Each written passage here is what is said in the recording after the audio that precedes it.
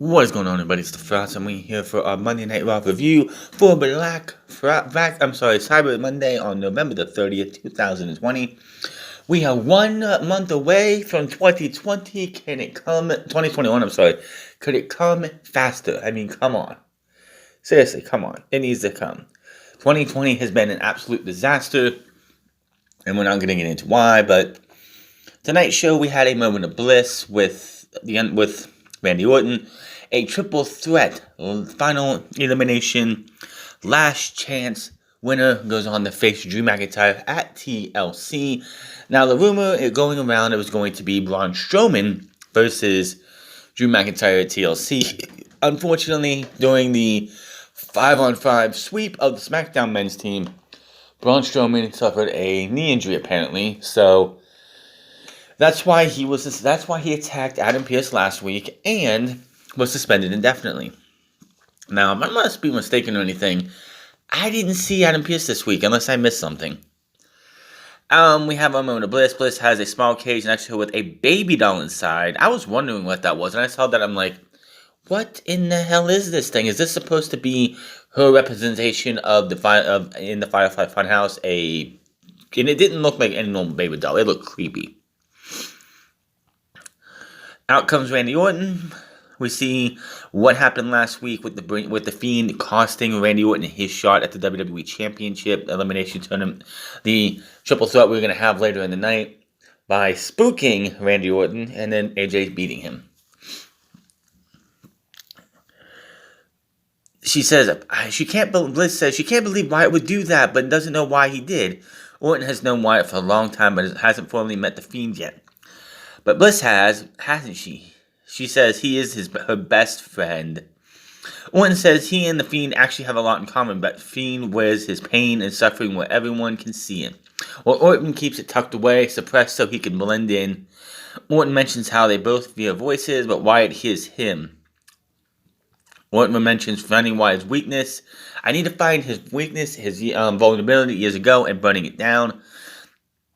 Of course, this was 3 years ago in the feud to WrestleMania, in which Orton was a part of the Wyatt family for about, I'd say 2.5 months maybe. He won the Royal Rumble and said, "You're champion, I'm not going to battle you. I'm going to give up my championship opportunity to face you." Then it came, we got closer. Orton then burned down the Firefly Funhouse, the compound, and set up for a very terrible match at WrestleMania. Orton says now he needs to figure out the Fiend's weakness, and it looks like he has. And he looks at Bliss. She stands up and asks Orton if that's what his voices are saying or they're telling lies. Who's manipulating who? Bliss is standing right up at Orton now, staring at him. The lights start going down in the Thunderdome. Orton says, "Do you see what I mean?" More lights go down, and Bliss asks, "Do you see what I mean?" In a very deep and serious voice. Windows all black, the red lights come up, and we hear the menacing sound of the Fiend. Bliss is in Orton's arms now. The Fiend is entering the ring. He stares Bliss and Orton down, slowly approaching. He reaches out for Orton to hand Bliss to him. Orton quickly hands Bliss to the Fiend, then rolls out of the ring. Orton asks them, "Who's laughing now?" as he walks away. So Orton stares them down on stage, and it looks like he's going to have somebody to play with, if you know what I mean. Orton has found that he needs to go after Alexa Bliss, because that's going to be the weakness of the Fiend. Do I like this? I don't know. This is one of those ones where it's like, I don't know if this is really a good thing to have. The Fiend shouldn't really have a weakness. He's supposed to be one of those guys, he's not supposed to be human. And giving him a weakness actually humanizes him. And then Orton has found the Fiend's weakness, and he never seen the Fiend beg like that. We see recent history between Elias and Jeff Hardy, and we see various musical instruments, so it's time to once again bore us with a Symphony of Destruction match. My head was hurting on this one. I'm like, how many times Do we need to see a Symphony of Destruction match? There has been 2 before this, and Elias has been in all of them. And if I'm not mistaken, Elias has lost every single one of them. I could be wrong. I know he lost the first one. I don't remember what happened the second one. But I know he lost that first one. And it's just like, come on, man. Just come the fuck on. I don't want to see a Symphony of Destruction match. The last one was fucking boring. The one before that was stupid. And it's just going to continue to be boring and stupid. So, yeah. Let's just go with that. So, these two are having this match here. It's Jeff Hardy and Elias. They're having this match. They're fighting all around the outside area.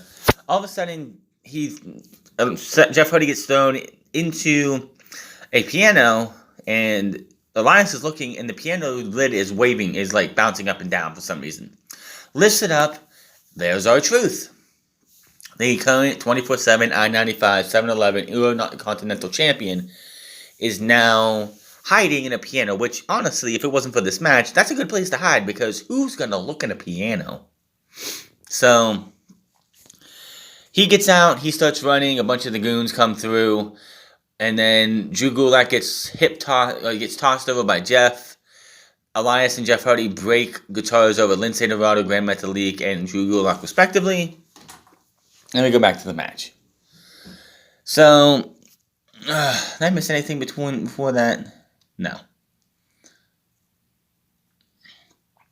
So, this match was just way too long.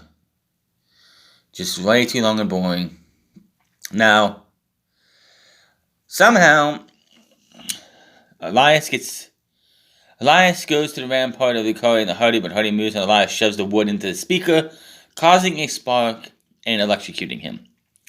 It was all done from there, as Hardy just beats the hell out of him some more. Swanton bomb. Hardy covers for the 1, 2, 3, and that is that. After the bell, Hardy taps on the trampoline a few times as he struggles to get up. He stands tall. We go to replays, and Elias takes the struggle to get back up. So let's just hope this feud is over with. Like, seriously. I thought it was over a couple weeks ago, and then they just kept going and going and going. This is it. Jeff needs to move on.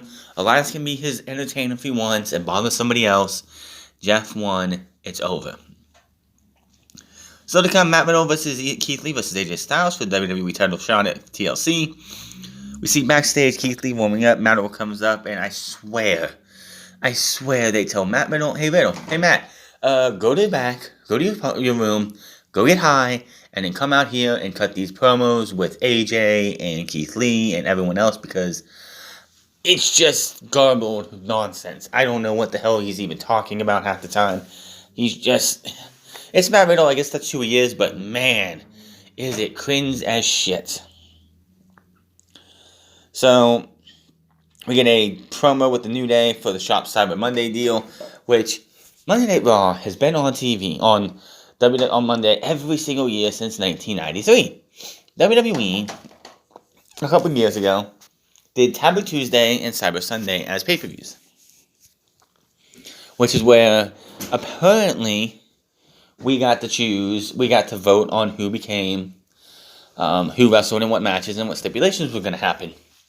WWE could do a Cyber Monday every year if they wanted to. It'd be a heck of a nice little theme for them. Would it be something for them to do? Probably not. But just a thought. We see recent events between Ricochet and Mustafa Ali of Retribution. He's backstage with the rest of the group, and he cuts a promo on Ricochet and how everything that's happened to Ricochet has already happened to them, and how he's supposed to be standing with them. Because SlapJack, who is Shane Thorne, I could see him being lost and forgotten, because, quite honestly, after Nick Miller went home and then went to Japan, Shane Thorne has been nothing. He was nothing.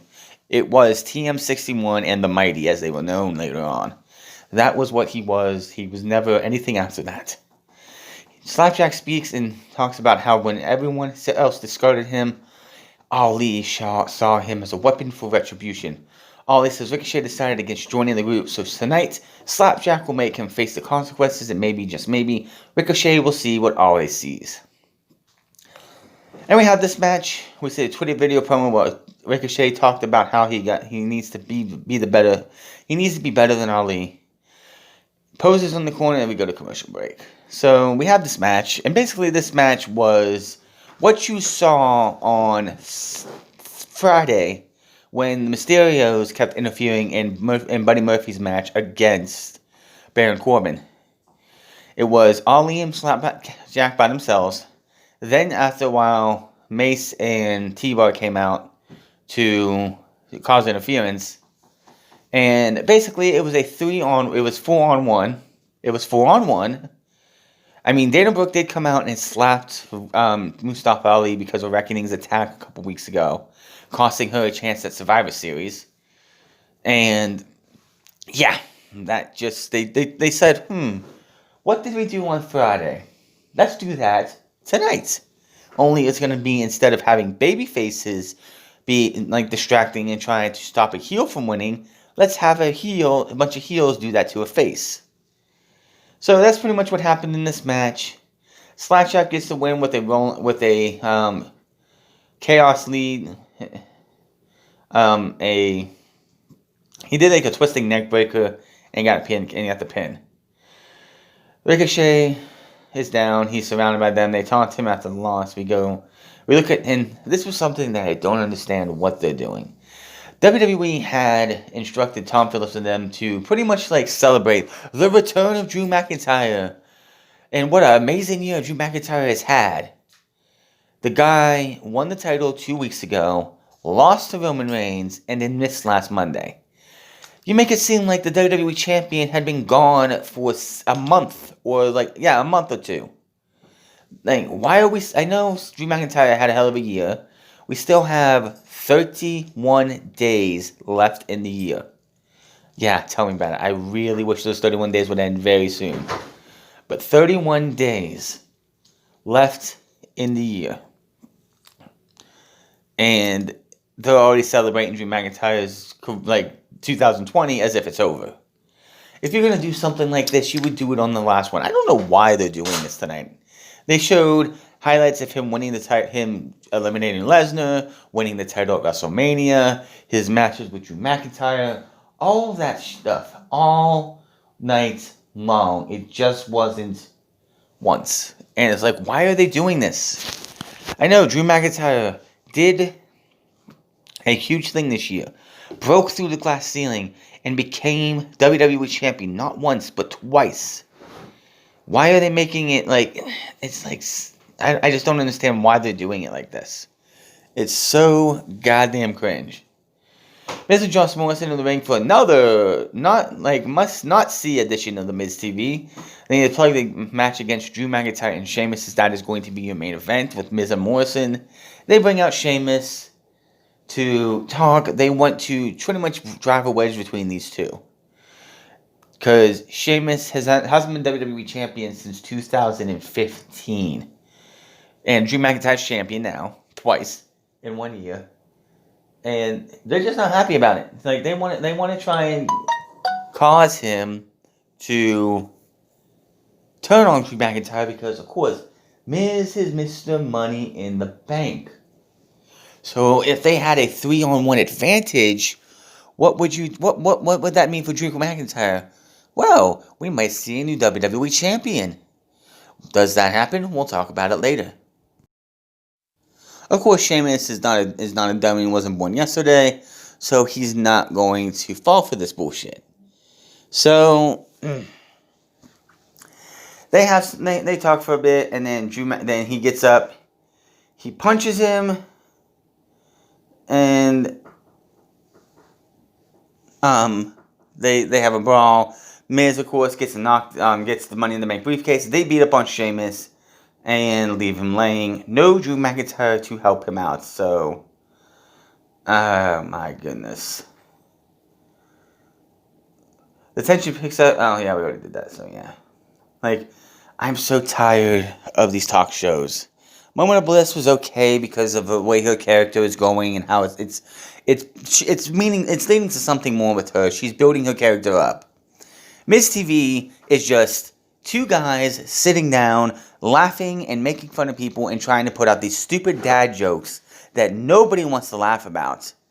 It's just boring, cringe bullshit that nobody wants to listen to.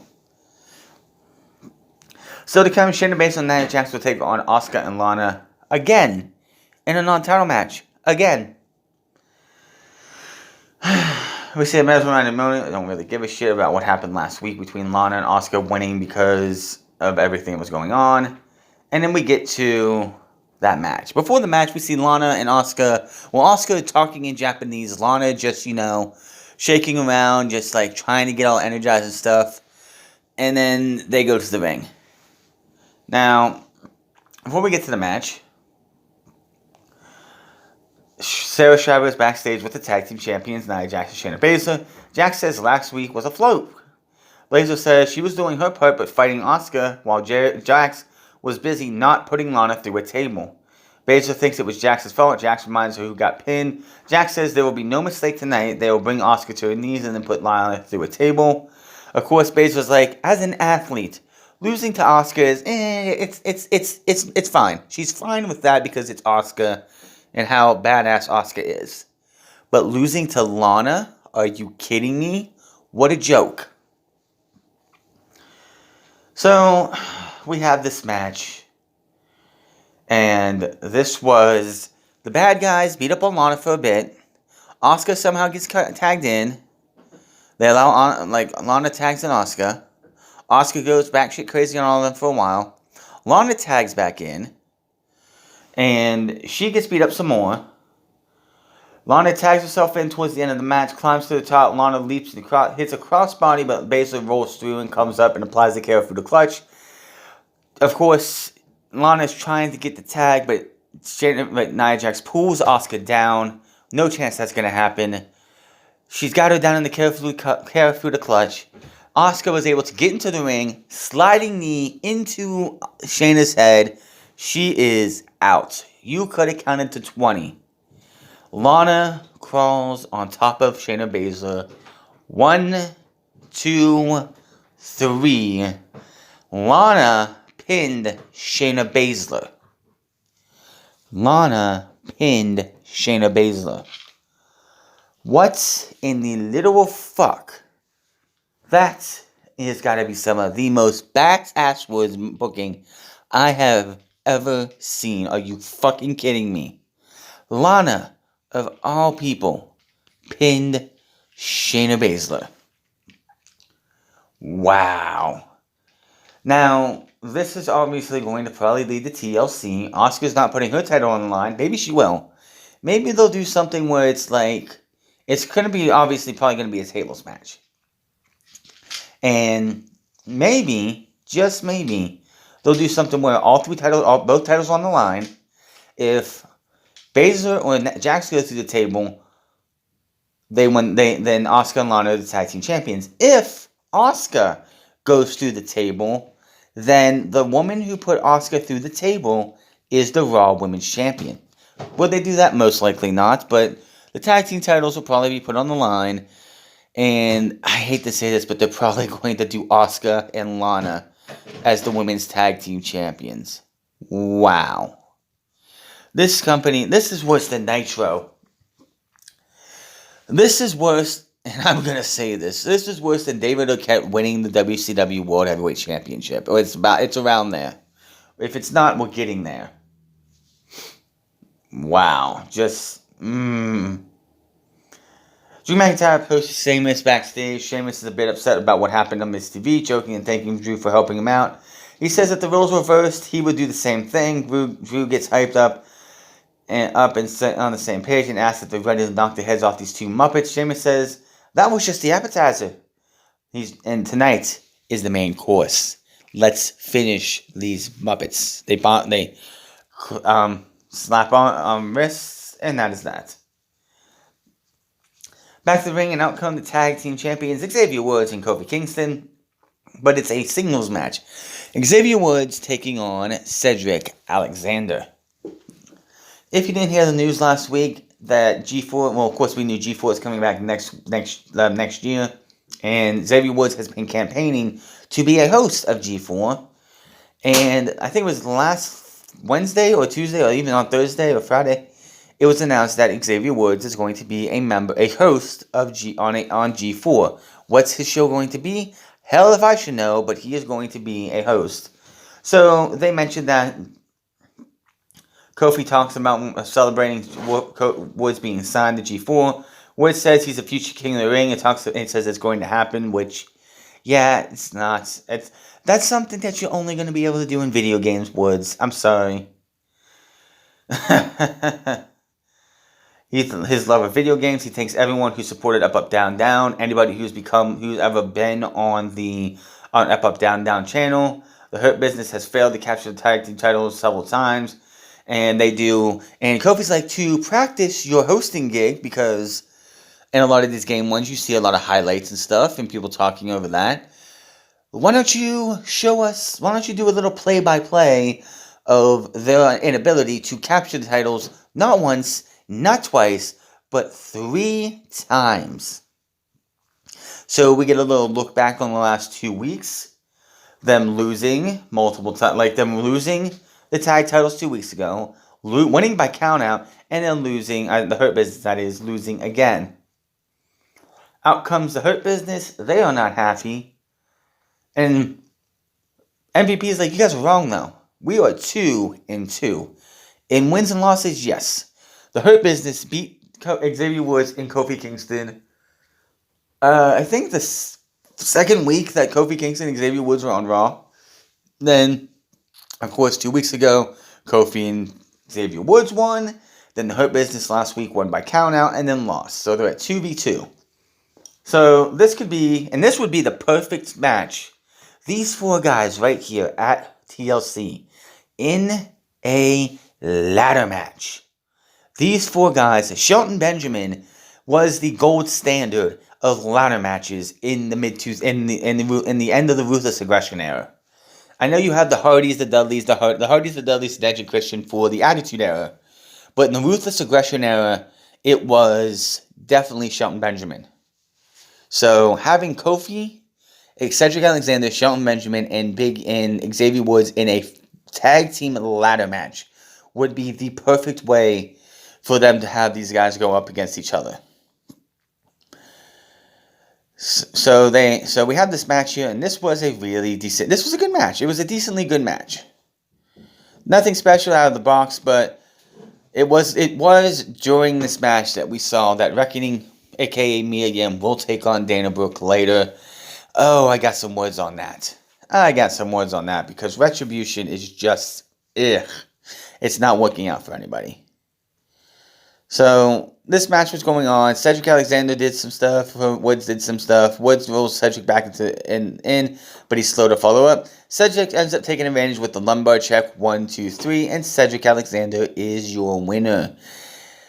He celebrates, yelling and walking up the ramp by himself. MVP and Shelton look on from the middle of the ring, shocked at Cedric's solo celebration.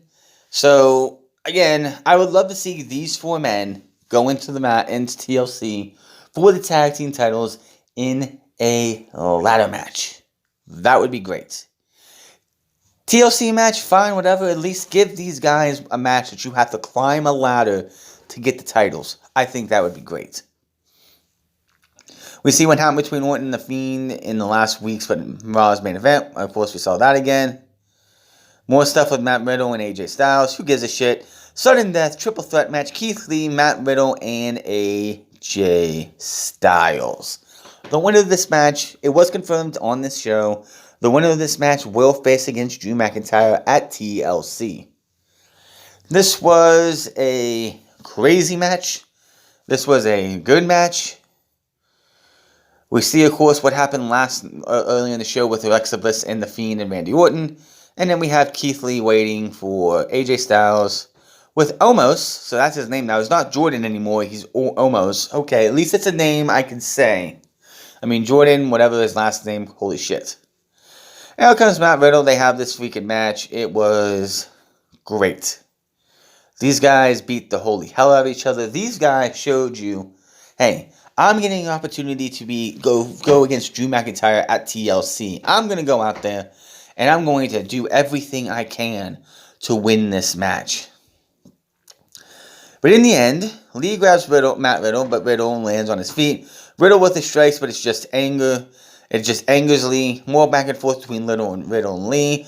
Riddle levels Lee with a big kick. A couple final flash knee strikes, but in the end, AJ in the scuffle between Lee and Matt Riddle. Riddle is still up. Lee's down. Phenomenal forearm. 1, 2, 3. AJ Styles gets the win. Almost really didn't do anything except for when AJ, it was earlier in the match, like AJ was down and almost picked him up and put him on the apron again to continue an assault.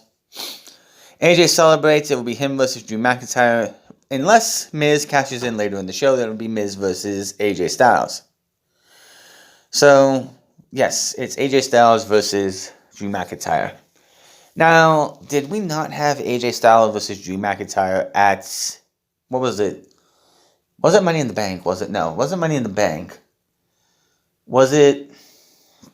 We had an AJ Styles versus Drew McIntyre, I'm pretty sure, earlier this year. If we didn't, it doesn't matter. It's going to be a hell of a match.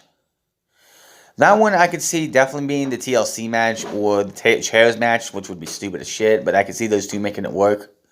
Cursor is backstage with Miz and Morrison. She shows us what happened with Sheamus on Miz TV. She asks about a plan that knocks them for not really having one, as Miz is just garbling, talking nonsense the entire time, not really saying anything that makes any lick of sense. And then Morrison's like, hey, let's go this way. And they walk off. Dana Brooke versus Reckoning, a.k.a. Mia Yim. We go back to the ring. Dana Brooke comes out. We see the backstage attack that led to this match 2 weeks ago, and Dana slapping Mustafa Ali earlier in the show. And then we go to the break. Okay. We come back. Mia Reckoning's already in the ring. Wow. You want me to take this group seriously? You know, it's a bad sign when you're the second person out and you don't even get a proper ring entrance. You're already sitting in the ring when we come back from commercial break. That just disrespects right there. Wow. And by the way, this is Reckoning's Raw debut in the ring. Because Retribution has been facing the men this entire time. This match lasted maybe 2 minutes. Dana swings, misses due to a distraction. Reckoning misses a kick, allowing Dana to roll her up and get the win. Yes, that's right. Oh, by the way, her mask, this little Hannibal Lecter looking mask, lasted on her face for about 2 minutes. And nobody said, oh wait, that's Mia Yim. No, we had to still call her Reckoning. So, yes, not only did Shayna Baszler get beat by Lana, but Mia Yim in her Raw debut got pinned. Wow. I'm supposed to take Retribution seriously when you're having them lose in fluky ass ways. What happened when Retribution made their in-ring debut? They went up against the Hurt Business. What happened? They lost by disqualification. Then they lost again. And again. And again. And then they were done with the Hurt Business. Well, the Hurt Business was done with them. They won on the Ricochet. Ali won. SlapJack won. And here we are now with Mia Yim losing to Dana Brooke. After that, Dana Brooke leaves. Ali gets in and just verbally abuses Mia Yim, saying, "You're gonna just let that happen? She slapped me and you're gonna embarrass me like that? There's no failure in Retribution." And I'm like, this entire thing has been a failure. Wow. How are we supposed to take this group seriously? Like I said, when they got started in the ring, when they were finally they finally got the members they wanted and put in the ring with them stupid fucking masks and those stupid fucking names, they went up against the Hurt Business and the Hurt Business won. Multiple times. And now Reckoning, who made threats to Asuka a couple weeks ago, gets beat in the flukiest way possible to the roll-up. The most dangerous move to somebody making their debut, a roll-up. Why would she lose this match? And we're supposed to take them serious. They're supposed to be a serious group of 5 badasses who are coming to destroy this company from the inside out. And all they do is lose. Win once in a while, lose. Win here and there, lose. And I was supposed to go, well, they're beating up Ricochet. That's a big deal. No, it's not. This company is just so ass backwards with things. So we get to backstage, and John Morrison and The Miz approach AJ Styles and Omos backstage, congratulating on him earning the WWE title shot. They brought AJ a peach pie to celebrate him because he's from Georgia. And they're offering to help. As an offering to help Miz when he cashes in his Money in the Bank briefcase. They go on and say, AJ ends up saying he will help. Miz is like, wow, we didn't expect you to be helpful. AJ says he's willing to help. He says it will be a lot easier to beat Miz at TLC and not Drew McIntyre. Morrison agrees. They walk off, and AJ's like, hey, Morrison, the pie? And this was the line of the night. He's got the pie. He's sniffing. He's like, dude, this smells great to Omos. And Omos is like, that's not a pie. That's a cupcake. Line of the night. Right there. Put it on t-shirts. Print it. Again, we get to see another video of Drew McIntyre's 2020 with him winning the WWE Championship. Why? I don't care. Matt Riddle's backstage recovering when an MVP walks up. They have a little bit of jawing back and forth. And then Bobby Lashley comes in, puts the hurt lock on him, and knocks him out. Keith Lee approaches Sheamus in the back. Lee says it's none of his business, but some people think Sheamus might be turning on his tag partner. Sheamus says Lee is right. It's none of his business, none of your business. And he says, if you don't mind me, he puts his chain on and says, I'm going to go turn on my tag team partner, and walks off. So, yeah. I'm sure Lee would have came out and beat the hell out of him or something. Doubt it, though. Charlie Caruso introduces champion Drew McIntyre. He comes out with this Claymore. I don't understand that they can't call it a fucking Claymore. The sword that he is holding and he brings to the ring, to the entrance ramp, is a fucking Claymore. Can they not say that? Are they not allowed to say it? There's different type of swords, Vince. It's called a fucking Claymore. It's what his signature is called. Just call it a Claymore. It kind of bugs the fuck out of me. It's like the sword that belonged to his grandfather. Can you not say the Claymore? It's just, it just irks me so much. So he comes out. Charlie asked Drew about his recent WWE title win over Randy Orton and the war he won with Roman Reigns. Drew says it feels good to be standing here as champion, but sometimes you have to get knocked out on your ass to be reminded of what's important. He talks about how he was a man of his word when he told Orton he'd Claymore his head off and win the title back. He also, by the way, WWE had this whole best of the best going on, but they weren't even keeping score at Survivor Series. They've kept score at Survivor Series over the last 3 years before this year.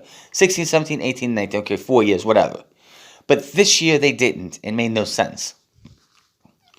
Oh, is that because it didn't matter? That might be why. Let's see. He recalls Reigns was confident at the start of the match, but the confidence turned to confusion and the frustration as he kicked out of a spear after spear, and turned to fear as Reigns realized Drew wasn't like anyone he ever faced. And then Jey Uso. Jey Uso had to stick his head out there and help his cousin, and next thing you know, Roman got the win. Says the paths will cross again. Reigns may have won the battle, but Drew promises he will win the war. WrestleMania hint right there. Hint, hint, hint. Who do you think's going to WrestleMania and being WWE champion by then? Ain't gonna be Drew McIntyre. Could we see a back-to-back Rumble win? I don't think so. I think he'll win at the Elimination Chamber. Says the past, that's the past. He's focused on the future now and confident about defeating AJ Styles at TLC and says there's no beef there. He says the match will be phenomenal. He warns The Miz ahead of the potential Money in the Bank cash-in that thing is the only thing keeping you relevant, so don't cash it in. Because if you do, I'll have to take Morrison, shove him in there, and then shove that briefcase where the sun don't shine. He's ready to tag team now, and out comes Sheamus. So you have Drew McIntyre and Sheamus versus Miz and Morrison. The match starts out with Sheamus just going ham on Miz and Morrison after what happened, which you kind of expected that. I mean, come on. The dude got beat up and attacked with a briefcase earlier in the night. If I got a chance to put my hands on somebody after doing that to me, I would probably do the same thing that Sheamus is doing. I mean, I'd have to have the muscle mass to do that, but you know what I mean. So, nice 15, 20, like 15-minute match here. Sheamus wants to tag while Drew's readying the Claymore. Morrison yanks Sheamus off the apron, throws him into the ring post, and then tosses him over the barrier. AJ then leaps, who is on commentary for this match, with a phenomenal forearm with a distracted Drew, and the referee calls for the match. Drew and Sheamus win by disqualification, and then the stupidity gets in. Miz, the entire night, wanted to say he wanted to cash in the Money in the Bank briefcase and win. He telegraphed it all night. That's what he wanted to do. So when AJ hits the phenomenal forearm, causing the DQ, why is the Miz automatically running over and getting his briefcase and like, cash it in? Ow. Morrison hits a Starship Pain. Then Miz hits the skull-crushing finale, almost gets the briefcase. Miz pulls it away from AJ and is like, what are you doing? This is my briefcase. What are you doing? And like idiots, in this entire time, Drew McIntyre is recovering. Drew McIntyre gets up, sends Morrison over the ring, takes out the Miz, then goes for AJ, almost grabs AJ, and he takes him away, and that's how Raw goes off the air, with Omos and AJ on the ramp, while Drew McIntyre's like, this is the closest you're going to get. I don't give a damn about you. This is the closest you're going to get to this. And this shit show goes off the air. It's like, AJ set this guy up for you to take him out, and what did you do? You yelled and you screamed at him. Morrison and you both hit your finishers. You get the briefcase, you cash in, guess what? You're Money in the Bank, you're WWE Champion. But again, what did The Miz do? He sat there and he bitched and moaned and argued with AJ Styles for just a little too long. Oh, this company I can't even. This show sucks. It really, really sucks. And it continues to suck. But that is your Monday Night Raw review. Hit that subscribe button. Comment down below. Like or dislike this video. Find me on Parler at The France Club. Find me on twitch.tv/The France Club. And find me on Instagram at The France Club. And I will see you guys on Wednesday for Winter is Coming. Till then, my name is The France. And I'll see you guys later.